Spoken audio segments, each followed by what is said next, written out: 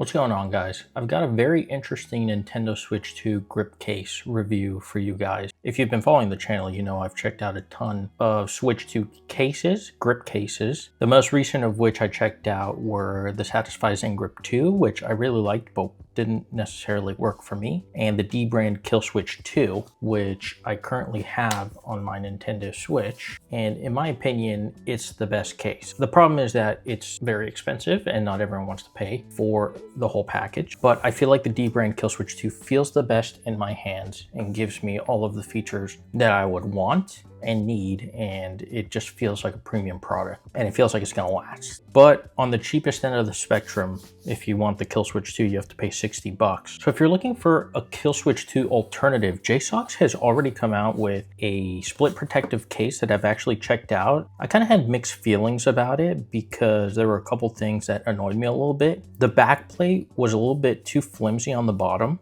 and it was causing some docking issues, and I just really didn't like how it felt overall. It just felt very cheap. I did quite like the Joy-Con grips, but it also had an issue where it wobbled a little bit, although a lot of cases with a similar design have that same issue. And there were a lot of reports of people scratching their Joy-Cons because of the material on the Joy-Con grips. So JSAUX was gonna come out with this split EveryDay case, which is slightly different than the split protective case. Was supposed to come out a while ago. They had teased it this must have been like at least 6 months ago, 7 months ago already. It appears they kind of took a lot of the criticisms from the split protective case and started reworking, redesigning the split EveryDay case to kind of fix a lot of those issues. So they have a post on Reddit from the official JSAUX gaming account that kind of outlines some of the changes that they made, specifically in the material on the top of the Joy-Con so that it doesn't scratch the actual Nintendo Switch 2 Joy-Con. They redesigned the back plate. You don't have access to a kickstand anymore, but I believe it comes with an extra kickstand, and they also trimmed the weight down a little bit from the split protective case. So I want to check this out. I reached out to JSAUX and they were happy to oblige and send me a sample so that I could check it out. They haven't paid me to say anything. They haven't restricted any of the things I'm gonna say. So these are gonna be my honest, transparent thoughts on the JSAUX split EveryDay case. And I'll do a comparison with the Kill Switch 2 since I have it on my Switch right now. So I basically have kind of accepted that the D-brand Kill Switch 2 is the best, but I don't want to spend that much money either. So I appreciate JSAUX trying to give you a much cheaper alternative, because this version that I have with the magnetic cover is $35. You can get a version with a hard shell cover that's $30, and then you could just get the split EveryDay case without any type of cover for $25. So pretty reasonable, especially in comparison to the D-brand Kill Switch 2 and the Satisfy's Grip 2. So here we have the magnetic cover, and you can see it's attached to the back plate here. It's a very interesting material. I don't even know what type of material this is. It looks like a fabric, but it's not. It's kind of rougher texture. I really don't know what type of material this is. But here on the inside, you see you have kind of like a fabric, almost velour type of material, but it's not too soft. It's quite short, so you don't get like an overly soft feel, but that should help protect the Switch 2 quite well. Take out the back plate here. The magnets are quite strong, as you guys just saw, and it just latches on to this little area here. Pretty good design. As you guys see, you don't have access to the kickstand. So if that's important to you, you might want to consider the split protective case or another case. This is a light plastic, kind of similar to the protective case, but it feels a little bit better built and a little bit denser. Here we have the Joy-Con grips. Very similar feeling to the split protective case. I think it's the same type of materials. You have a little kind of rubberized piece or silicone piece here on the back of the Joy-Con grip to not scratch the Joy-Cons. And as you can see, the material here is flexible, it's pliable.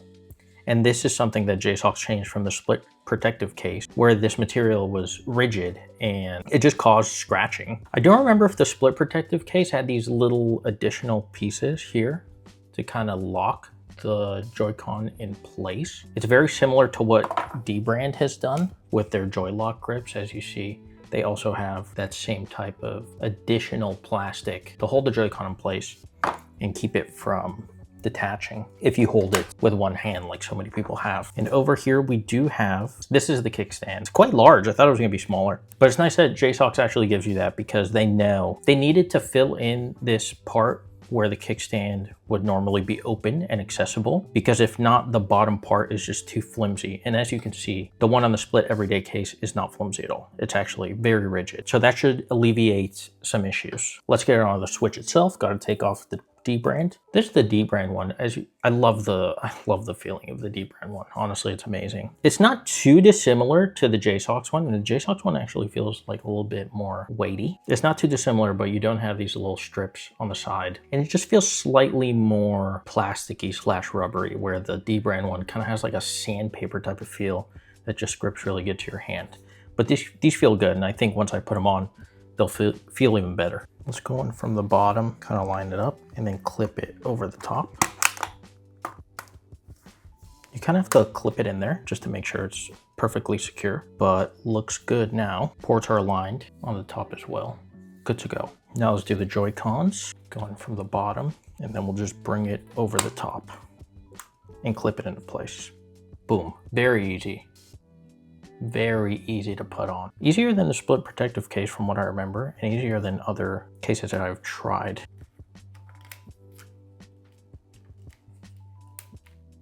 This one's in as well. This little piece just kind of clips over the edges of the Joy-Cons, so pretty easy. Now let's get the Joy-Cons on the tablet. Oh yeah, that feels quite good. Quite good. But yeah, this feels very similar to the split protective case, which I liked. I liked the overall feel of the split protective case.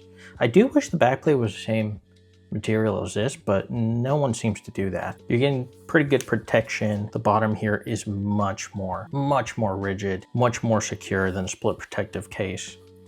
And the hand feel is very similar. Then you want to take this on the go with you. You have the magnetic cover, which you kind of bring over the top, and it just clips in quite easily. Pretty good. You're not protected on the back, but you have the back plate. The grips do a good job of protecting the actual Joy-Cons, and the magnetic cover looks nice and is super sleek, super portable. Like it adds no thickness, really not much weight to the Switch 2. So this is very sleek, very streamlined design.